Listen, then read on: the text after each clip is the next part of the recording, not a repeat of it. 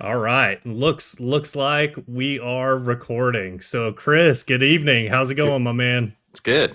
It's very good. Yeah.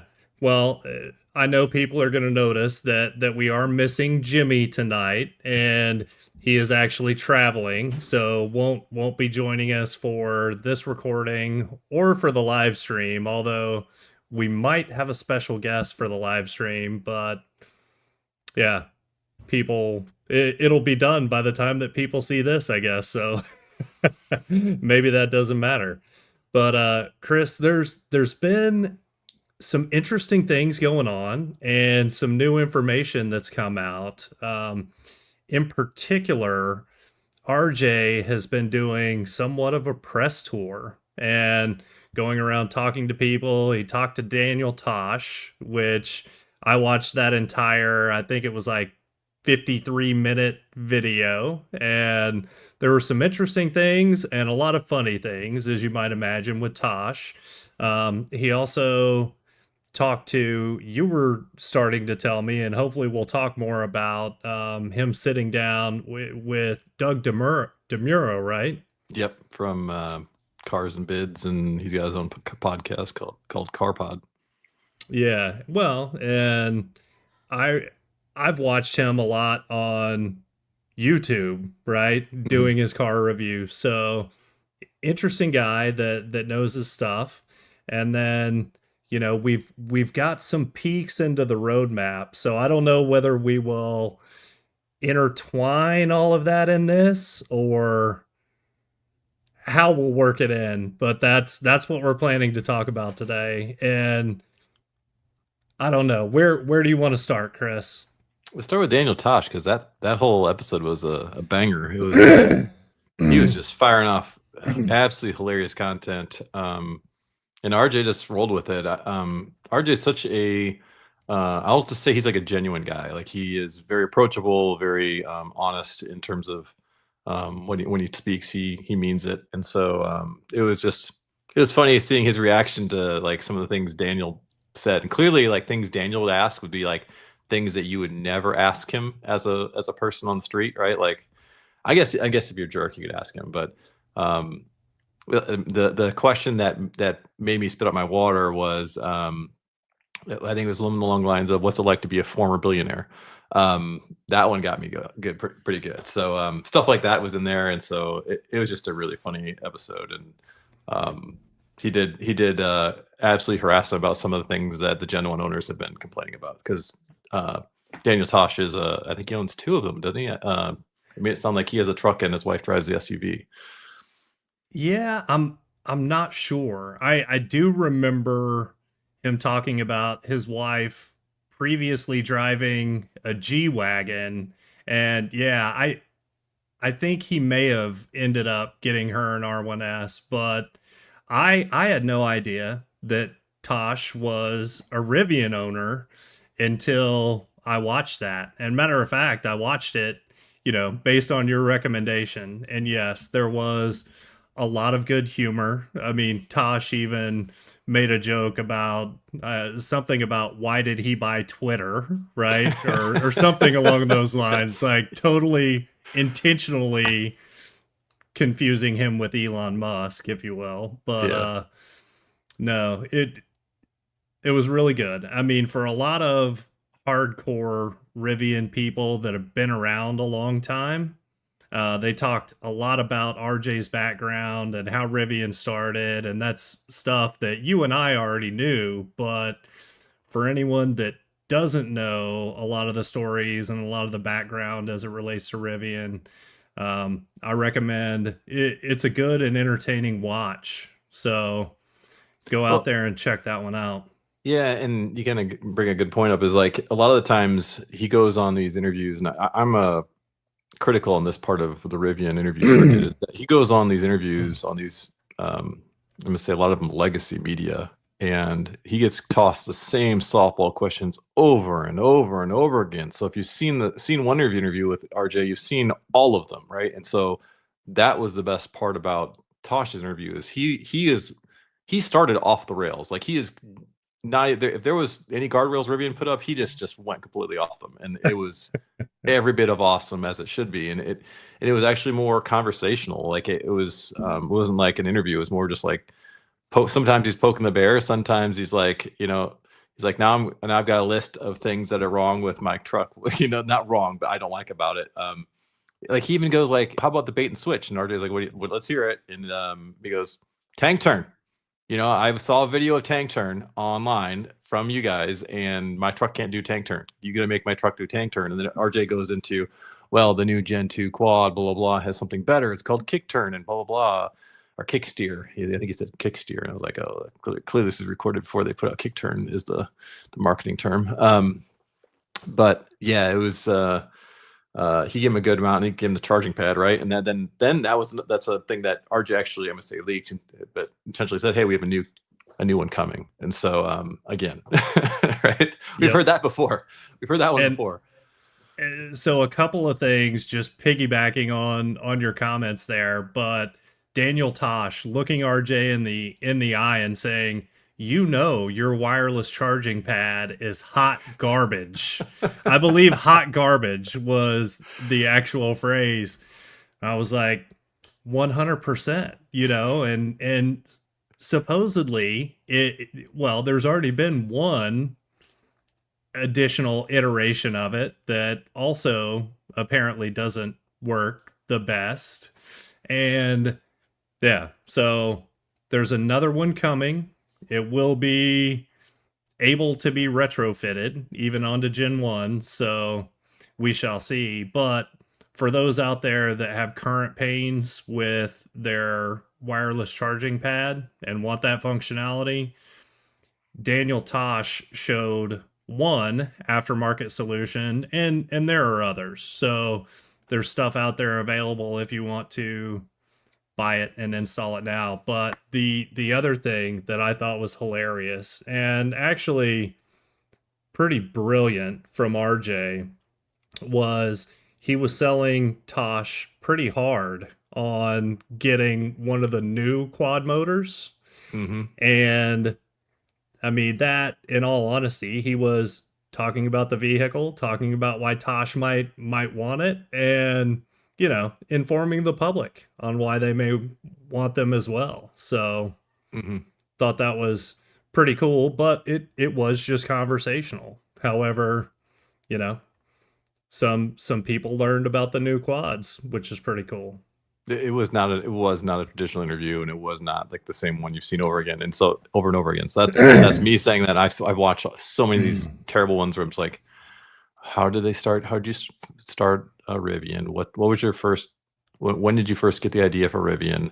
All the typical, layups of questions that interviewers like to ask him. At least Tosh didn't call it Rivian or some other way of saying it that I've seen some people do, but it was a good interview.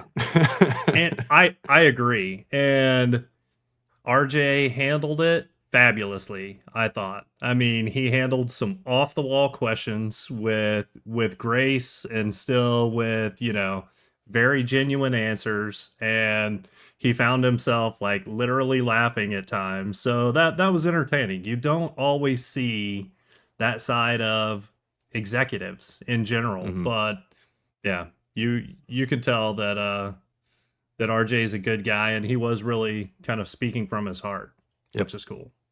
And then after that, the most recent one was the CarPod with Doug DeMuro from Cars and Bids and his car reviews videos that he does. Had RJ on as well. They were at, I can't think of the name of the car convention they had, but they were there, and they had a beautiful display of a Rivian up on the at a pitch, on a hardwood surface. It looked really good.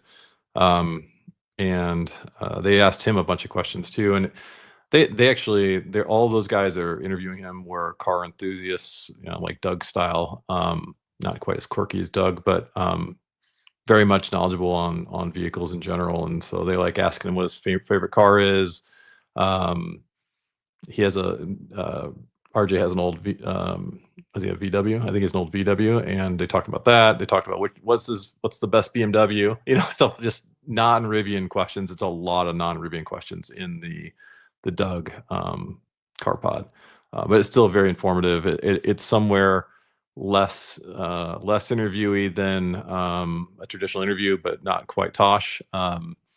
So and he didn't also, I'm gonna say leak, but say some things about products and stuff coming that we haven't heard yet. So the major ones that he mentioned were he talked about the rear windows in R2 being pop out. So I'm talking about not the drop glass. That's already been discussed before. I think he might have actually said that in Tosh, or maybe he did talk about it in the CarPod. He talked about it recently somewhere, but we've seen the videos and pictures and all that kind of stuff. But the rear window on the R2 drops down. But now we're talking about the two side windows behind the second row, how they pop out and create a negative pressure, and we'll have like a fresh air mode kind of thing, or open air mode, where you can basically get fresh air in the cabin, having those windows pop out. They also discussed like possibly taking the doors off, and and also those windows may pop out. I posted a patent in the past week or so that showed that they have that as a possibility, as the windows may come off completely. To be determined if that actually happens with R2, but that was mentioned about the windows. And then he goes into talking about Doug and his panel were disappointed that, and this could be a whole segment on the show, to be honest, is that the quad, the new Gen 2 quad, is no different in appearance than the Tri or the Dual, in terms of, other than the accent colors and the gear guard Gary badge, Speedy Gary in the back. It does, and I'm not discounting the different paint color options and interior options that come with the higher trim levels of a Rivian, but in general, if you look at the vehicle, you can't tell it's the top tier, right? Like outside those two things, really. And so they gave him a hard time about that, and that's when he launched into. We were looking at possibly putting on a new front fascia onto the quad, a different front fascia on the quad, and mentioned it in context of a Gen 3 R1. And that was like, everyone's like, oh, a Gen 3. So those are the major things I think I'd like to point out in that particular podcast. Yeah, and I think it was in the Tosh interview or Tosh podcast that RJ mentioned, just wait until you see R4 and R5, and something about them already being under or in development. So, I mean, we know that R3 won't even be here until, is it 2028? Yep. So there's right? I found some job postings out on Rivian's own website. It says 2028 R3 coming in 2023, 2028. So that is the year. So R4 and R5 are after that some point, is the assumption. 100%. Who even knows if they'll be built in Georgia even? They could, at that point. So R4 and R5 are probably the, what do they call it? Small? No, it's not. There's a mid-sized platform, and then there's like one more platform below that that's like a compact car. So those are in the R4, 4, 5, and maybe even 6 are believed to be in the smaller, even smaller than R3 category. You know what though? I feel confident that, the one visualization in the driver display of a sports type car, that is going to happen. My question is, when will it be revealed, and what is it going to be about? I would guess that is an on-road only adventure car. So far, all the models have been off-road capable, right? R1, R2, R3, or at least R3X. So, yeah, I feel like that road-only sports type car will be coming. Just because, I mean, between us, that's kind of RJ's passion, I feel like, is the on-the-road sports car. Here, I shared my screen if you want to pop this into the main display. Oh, I just scrolled. Yep. Of course it scrolled. Here's the presentation from Investor Day of last year, right? And so this is where we're looking at roadmap stuff, right? So there's still one more R1, There's something in the mid-size platform. So see down here, it's Gen 1, Gen 2. So there's still one more Gen 2 to be unveiled. There's a mid-size platform, MSP, one of those still under the cloak, and then 3 in this affordable mass market. So the speculation is, and these are just, I don't know. I don't know if this is necessarily the shape or size or actual, because this could be like a minivan or something, looks like down here. But these are probably R4 and R5, or one of these is R4 and R5, and then R6 is maybe in here, or maybe R6 is over here. But there's still a lot of, there's still 5 vehicles that are unknown. So the R4, R5 definitely made me think of the 4th column here. Yep. Yeah. So, golly. Now, how long has it been since they released that? Last July of 2024, so it's been a year. Yeah, little over a year. I am really curious what that top one in the Gen 2 R1 stack would be. Yes, And yes.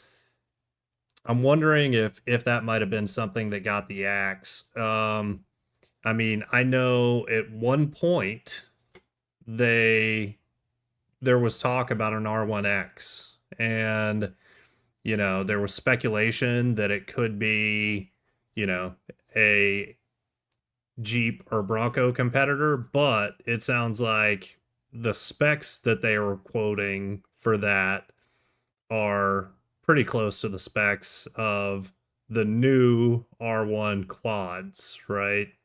So I don't I'll tell know. you. Interesting I'll stuff. tell you what I think it is, and I'm probably wrong, but So Gen 1, right? So you have the Gen 1 R1S, Gen 1 R1T, Gen 1 RCV. I know they recently shut down the factory to do retooling, and specifically around the van.